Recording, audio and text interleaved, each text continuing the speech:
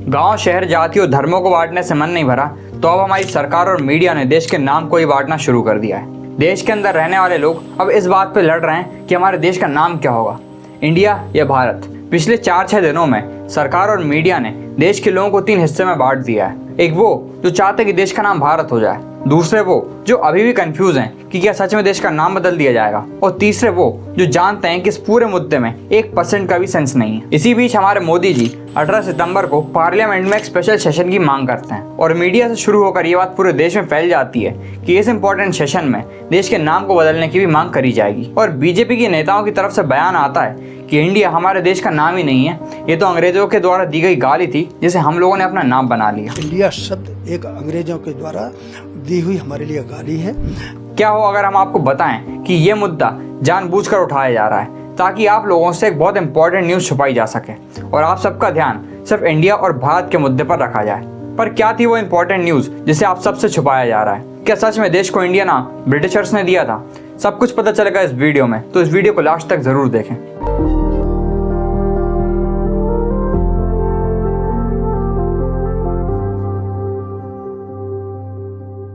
3 सितंबर को आरएसएस के लीडर मोहन भागवत गुवाहाटी में जैन समाज का एक प्रोग्राम अटेंड कर रहे थे। वो बोलते हैं कि आप सब देश का नाम भारत बोले क्योंकि यही हमारे देश का असली नाम है और यहीं से इंडिया और भारत की जंग शुरू हुई।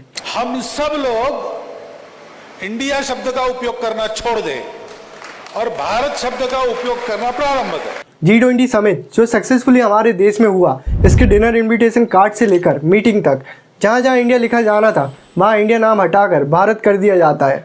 इस चीज़ को हाईलाइट कर मीडिया ने और ये बात अपोजिशन तक पहुँची तो उन्होंने बोला कि हमने अपना नाम इंडिया रखा तो इन्होंने देश का नाम भारत कर दिया, जो कि काफ़ी हद तक सही भी है। कई सारी पार्टियों का एक अलायंस बना है जिसका नाम इंडिया है, तो अगर किसी पार्टियों का अलायंस इंडिया बन जाता है तो वो देश का नाम बदल देंगे।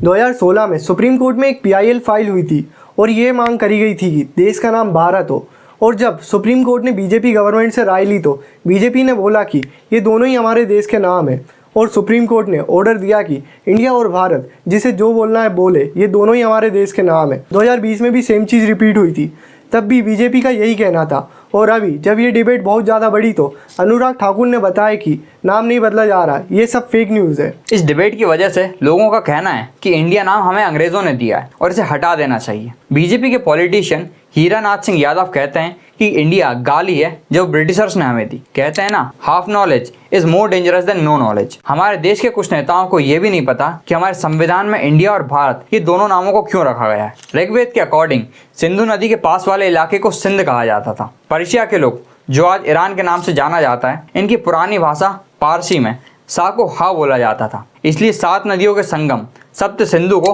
हप्त हिंदू बोलते थे।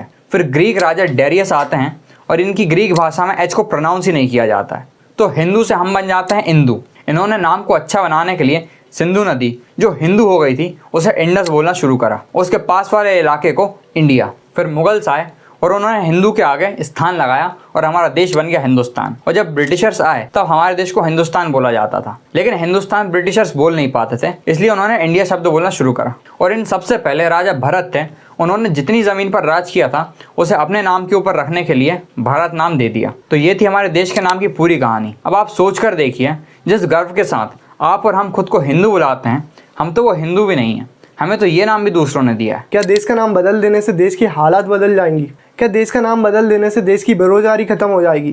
क्या देश का नाम बदल देने से देश के लोग एजुकेटेड हो जाएंगे? क्या देश का नाम बदल देने से देश की अर्थव्यवस्था भी बदल जाएगी? नहीं ना, यह बेहद ही शर्म की बात है। हमारे देश के नेताओं और हमारी मीडिया को ऐसी न्यूज़ नहीं फैलानी चाहिए, बल्कि असली न्यूज़ बतानी चाहिए जिसे छुपाया जा रहा है। हमारे देश का संविधान और कानून भारत और इंडिया दोनों नामों को एक्सेप्ट करता है और जिसे जिस नाम से देश को बुलाना है वो बुला सकता है। ये आज़ादी भी हमें दी गई है, लेकिन संविधान बनाने वाले लोगों को दोनों नाम रखने की क्या ज़रूरत थी? देखिए, मैक्सिको देश को बाहर के लोग मैक्सिको बोलते हैं, लेकिन उसी देश के लोग मेहिको बुलाते हैं। दुनिया भर के लोग जापान बोलते हैं, लेकिन जापान के लोग अपने देश को निपोन बुलाते हैं। वैसे ही चाइना के लोग जोंगुआ, ऐसे ही जर्मनी के लोग अपने देश को डचलैंड बोलते हैं। और ये जितने देश के नाम बताएं, इनके नाम का प्रोनाउंसिएशन सिर्फ इन्हीं की भाषा में सही से हो सकता है। इंग्लिश में उसका प्रोनाउंसिएशन बिगड़ जाता है और यही चीज़ भारत के साथ भी है। भारत की स्पेलिंग VHARAT लिखें तो बाहर के लोग इसे भरत भी पढ़ सकते हैं, इसलिए हमारे संविधान में इंडिया और भारत दोनों नामों को रखा गया है। और रही बात बीजेपी नेताओं की, तो आप ही की पार्टी ने मेक इन इंडिया, सीखो India, skill India, digital India जैसी स्कीम्स लाकर इंडिया नाम को ही प्रमोट करा है। और इंडिया नाम हमारे देश की हर एक चीज़ में है। Indian railway, Indian navy, Indian army, Indian air force, reserve bank of India. और जब इन्हीं सारी चीज़ों को हिंदी में बोला जाता है तब यही सारी चीज़ें भारतीय रेल, भारतीय नौसेना, भारतीय सेना, भारतीय वायुसेना और भारतीय रिजर्व बैंक बन जाती है। इस पूरे मुद्दे में देश के नाम इंडिया के खिलाफ नफरत फैलाई जा रही है।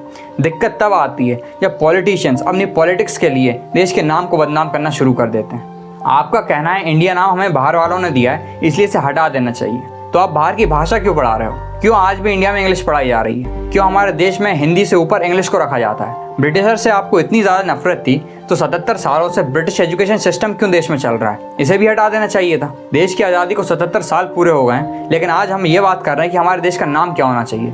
इससे ज़्यादा शर्म की बात हम सबके लिए क्या होगी? द गार्डियन और फाइनेंशियल टाइम ने एक रिपोर्ट पब्लिश करी थी अडानी ग्रुप के खिलाफ, जिस पर राहुल गांधी प्रेस कॉन्फ्रेंस करने वाले थे। Hidden investors and a secret paper trail. The Guardian, Modi-linked Adani family secretly invested in own shares, documents suggest.